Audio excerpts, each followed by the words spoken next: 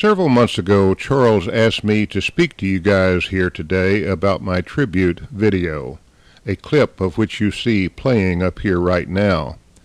Those of you who've seen it know it honors our classmates who've died. I really wanted to make this presentation positive, but boy, that's pretty tough to do when the subject is death, so I had kind of a dilemma.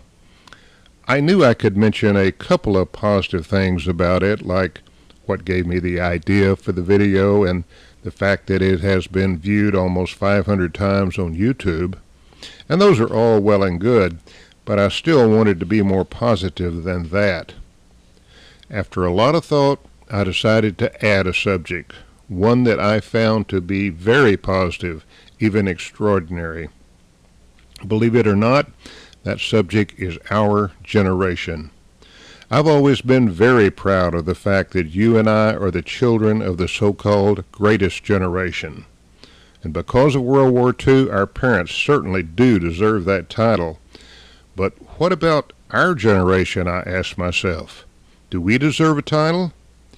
When I really dug into our history, I was very pleased to find out that yes, we do deserve a title.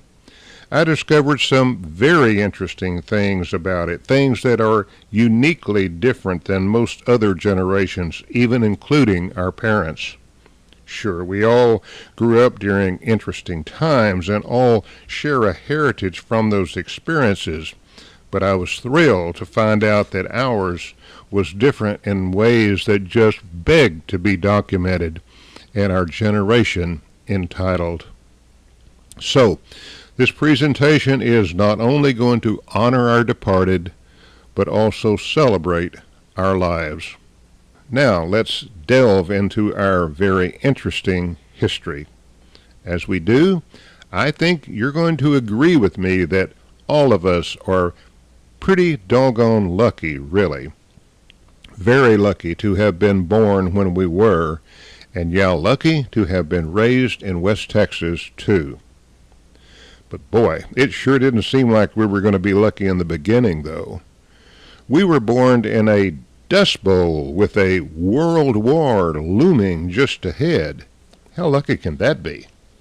As you all know, back then, West Texas was a land where massive sandstorms blew for hours and sometimes days on end. I remember Mother telling me that she would sometime hold a wet cloth over my nose and mouth during some of the worst storms. I remember Daddy shoveling mounds of sand out of our garage on mornings after. Mother scraping piles of dirt off each windowsill in our house, and me going to bed under clean sheets, but waking up with a layer of sand covering me and my entire room. Yeah, those storms were really, really bad back then. And yeah, I actually do remember the day of infamy, too. Mother and Daddy always took Charlene and I out to the Whitlow farm every Sunday after church for dinner. That's where we were the morning Pearl Harbor was bombed. I was only 4, but I knew something terrible had happened. There was more tension at that dinner table than I had ever felt in my life. I didn't know the reason, of course, but I still remember my parents' and grandparents' stress, even to this day. I'd bet a lot of you remember something about that day yourself. After Pearl, our country went on a total war footing in a nationwide atmosphere of patriotic fervor. We were all too young to really understand what was going on, but it was unprecedented. While the war affected our parents directly, the wave of nationalism engulfed each of us then and still influences us even to this day. Oh, I remember some little things like back then, like pulling my wagon around the neighborhood collecting old newspapers for the war effort. And I remember rationing, especially how it affected my dad's business. Only persons deemed vital to the war effort were allowed to purchase new batteries during the war, So my dad simply rebuilt customers' dead ones in his shop. As far as I know, Joe Whitlow was the only person in Dawson County who had the parts and know-how to rebuild automobile batteries. I doubt if any of you knew this, but because of his expertise, the draft board declared him vital to the economy of the county and therefore not subject to the draft. And boy, I remember sugar rationing too. Now that was a real bummer. All of our mothers could only buy sugar every month back then, which meant my mother could only bake brownies for Charlene and I every 30 days. Now that's pretty serious stuff to us little kids. Damn chaps. I could go on, and I know all of you have plenty of your own wartime stories, but the important thing is those wartime years were the start of our heritage and occurred at a time when American patriotic fervor was at its zenith. Today, people can't imagine an entire world at war, everyday goods being rationed by the government, or national solidarity at such an extreme. 9/11 is the only event since then that has come anywhere close.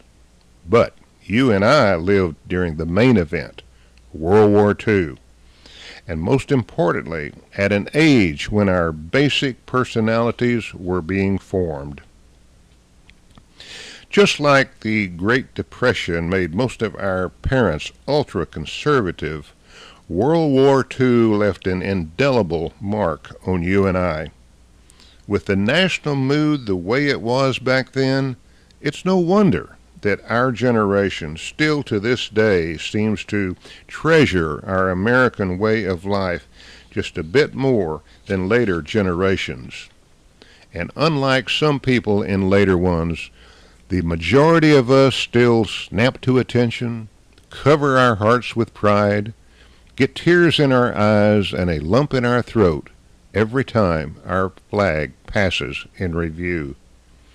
Values such as these were forged deep within each of us during World War II. Think about it. You and I were the nation's only young children during that war's patriotic frenzy. The end result was us, a generation of very loyal and patriotic Americans. Combine that with what happened next in our history, and you have the makings of a very unique group of people, worthy of a title. When we were all about 8, the war ended.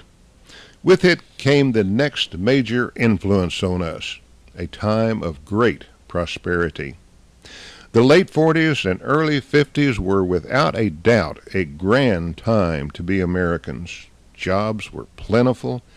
Ours was the strongest country on earth by far. We had money. We were secure. We had the bomb. Our parents were busy buying new homes and new cars. Even our music heralded in the new era. I don't know how much you thought about it, but 50s music actually made history. There was none like it before then, nor none after. Our artist created the first all-new sound in decades and sang only songs about fun, love, and happiness. Nothing depressing or protesting like so much of the music from later generations. Happy, upbeat sounds fill the airways. It's been said that if you really want to know the soul of any generation, simply listen to its music. That's been true throughout history, and 50s music tells our story so well about a new generation of young people full of fun, love, and happiness. This 1950s period of prosperity had many positive effects on us. One of the most important and little thought of, in my opinion, was the availability of all that money for higher educations. For example, Like many of you, I was the first in my family to get a college education. Higher education opened up all kinds of opportunities for most of us to advance in our own careers and thus be successful enough to afford higher educations for our own children. Success truly bred success. And this late 40s and early 50s period of prosperity funded all of that. Compared to today, our teenage years were like a fairyland. There were no drug dealers, assault rifles in schools, no terrorist bombings. We had a lot of just good, clean fun. Here in Lamesa, we had sock hops, demolay dances, proms, and even senior trips. We all rode around the square on Friday and Saturday nights, painted Wall Street. I even heard rumors that some of y'all tried to make out at the Skyview. Is that really true? Well, whether or not any of y'all ever lucked out, all of us really had little to worry about back then, and everything to look forward to. When you really think about it, our teenage years in Lamesa were angelic. Truly a very happy time. 128 of us graduated from Lamesa in '56. We all went our separate ways, armed with a basic education, full of hope for the future, bright-eyed and bushy-tailed. Now, those of us who are left, many right here in this room, are approaching our 80s, thrilled with our many successes over all these years, and yes, humbled by failures and saddened by personal losses, but still well armed by our heritage to face our ever-approaching twilight years with pride, confidence in ourselves, and trust in our God. So you see, we were pretty doggone lucky to have been born when we were and where we were. So, what about that title for our generation? The more I studied our history and compared it to others, one key word kept coming back to me over and over again. That word was happiness. Think about it. When we were children, the world was at war, yet we were never invaded. When we were teenagers, America was in one of its most prosperous times in history. Even though there was a draft, none of us had to go to war. We missed every one of them. We were too young for World War II and Korea, and too old for Vietnam. We were young during a time when our country had absolutely nothing to fear. I wouldn't classify prior generations to ours as necessarily happy, nor do I consider most of the later ones very happy at all. But ours sure was. We hit it just exactly right. In fact, back in 1954, Life magazine called us the luckiest generation, and they were exactly right. We were definitely the luckiest generation, and as a result of that, we are what I consider the happiest generation. I actually like both titles. Both fit us very well. Now, before I forget it, I have some DVDs up here. There are 3 videos on each DVD. Our latest tribute video is on there. My Hot Rod Mercury video's there, which, by the way, has now been viewed over 50,000 times on YouTube. And this 2015 Jubilee presentation that I'm doing right now is on there too. So feel free to take one, and please, you guys stay healthy. I really don't like updating the tribute. It's depressing. So, finally, let's honor our departed.